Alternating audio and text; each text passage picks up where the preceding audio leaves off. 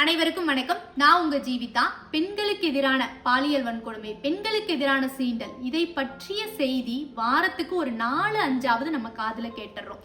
இப்ப சமீபத்துல கர்நாடகால வெளிநாடு, அதாவது இஸ்ரேலை சார்ந்த ஒரு பெண், இன்னொரு பெண் இருவரையும் அந்த பகுதியில வந்த 3 நபர்கள் பாலியல் வன்கொடுமைக்கு உள்ளாக்கி இருக்காங்க. இந்த சம்பவத்தின் பொழுது அவங்களோட ஆண் நண்பர் 3 பேரும் கூட இருந்திருக்கிறாங்க.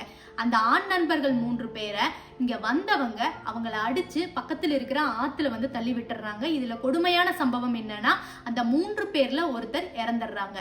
இரவு நேரத்துல நண்பர்கள் எல்லாரும் சேர்ந்து வெளியில போறாங்க. இஸ்ரேலை சார்ந்த பெண் ஆற்றங்கரையோரமா கிட்டார் வாசிச்சுட்டு இருந்திருக்கிறாங்க. அந்த சமயத்துல அந்த பகுதிக்கு அந்த 3 நபர்களும் எங்களுக்கு பெட்ரோல் அடிக்கிறதுக்கு காசு வேணும், காசு கொடுன்னு கேட்கும்போது அந்த பெண் 20 ரூபா கொடுத்துறாங்க பாவப்பட்டு.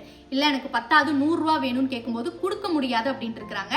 அப்பவே பெண் கிட்ட தவறா நடந்துக்க முயற்சி பண்ணிருக்காங்க. அந்த சமயத்துல ஆண் நண்பர்கள் தடுக்கும் பொழுது அவங்க 3 பேரையும் அந்த ஆற்றங்கரையில ஆத்துல தள்ளி விட்டுட்டு இந்த பெண்கள் இருவரையும் கூட்டு பலாத்காரம் பண்ணிருக்கிறாங்க. அதுல நீச்சல் தெரியாம ஒரு பையன் இறந்துடுறாங்க. இந்த 3 பேர்த்துல 2 பேர்த்த போலீசார் கைது பண்ணிட்டாங்க. இன்னும் ஒருத்தர் மட்டும் தப்பிச்சிட்டாங்க. இந்த மாதிரியான சம்பவங்கள், இந்த மாதிரியான செய்திகள் நம்ம தினமும் ஏதோ ஒரு வகையில கேட்டுட்டே இருக்கிறோங்க.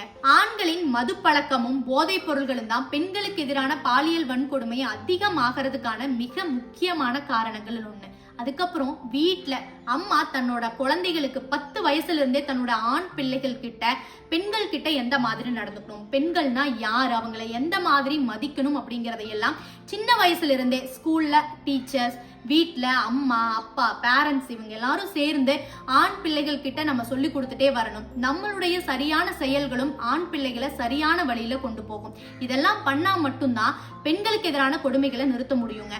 பெண்களை வீடியோ எடுத்து பிளாக்மெயில் பண்றது, சின்ன ஒரு பச்சிலம் குழந்தைன்னு பார்க்காம அந்த குழந்தை கிட்ட தன்னோட ரத்த சொந்தமே தவறா நடக்கிறது, இந்த மாதிரியான செயல்கள் நம்ம கேட்டுக்கிட்டே இருக்கிறோங்க.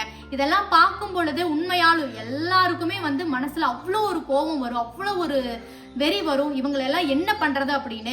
இதெல்லாமே நம்ம சின்னதுல இருந்தே அப்படியே மாத்திட்டே வரணும். பெண் குழந்தைகள் கிட்ட குட் டச்னா என்ன, பேட் டச்னா என்னன்னு அம்மாவாகிய நீங்க சின்ன வயசுல இருந்தே சொல்லி கொடுங்க. ஒரு ஆண் குழந்தைகள் கிட்ட பெண் குழந்தைகளை எவ்வாறு மதிக்கணும், பெண்ணா யாரு, உனக்கான பெண் ஒருத்தி வாழ்க்கையில வருவா, நீ பாக்குறவெல்லாம் உனக்கான பெண் கிடையாது அப்படிங்கிற விஷயத்த ஆண் குழந்தைகளுக்கு புரியுற மாதிரி சின்ன வயசுல இருந்தே அம்மானால கண்டிப்பா சொல்லி புரிய வைக்க முடியுங்க.